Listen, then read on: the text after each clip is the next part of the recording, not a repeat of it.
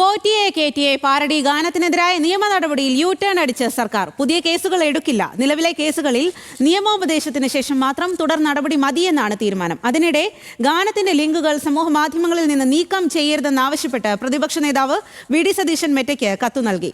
കേസുമായി മുന്നോട്ട് പോയാൽ CPIM നേതാക്കളുടെ വീടിന് മുന്നിലെത്തി പാട്ടുപാടുമെന്ന് കെ മുരളീധരൻ പറഞ്ഞു. എന്നാൽ ആവിഷ്കാര സ്വാതന്ത്ര്യത്തിന് എതിരല്ല പാർട്ടിയെന്ന് CPIM വിശദീകരിച്ചു.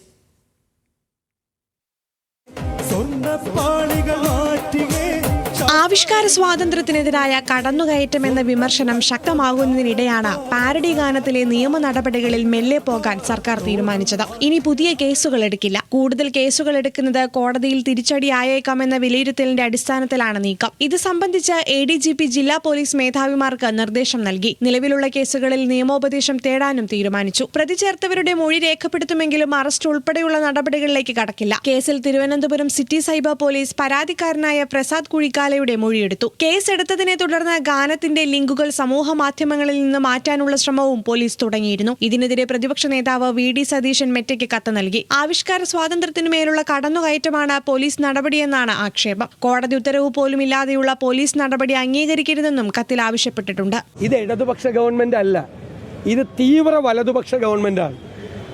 ഫാസിസ്റ്റ് ഗവൺമെന്റുകൾ ലോകത്തെല്ലായിടത്തും ചെയ്യുന്നത് പോലെ മോഡി ഗവൺമെന്റ് ചെയ്യുന്നത് പോലെയാണ്.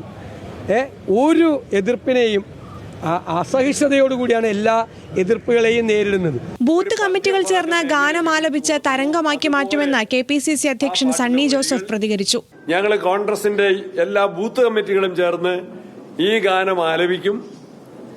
ഇത് തരംഗമായിട്ട് മാറ്റും.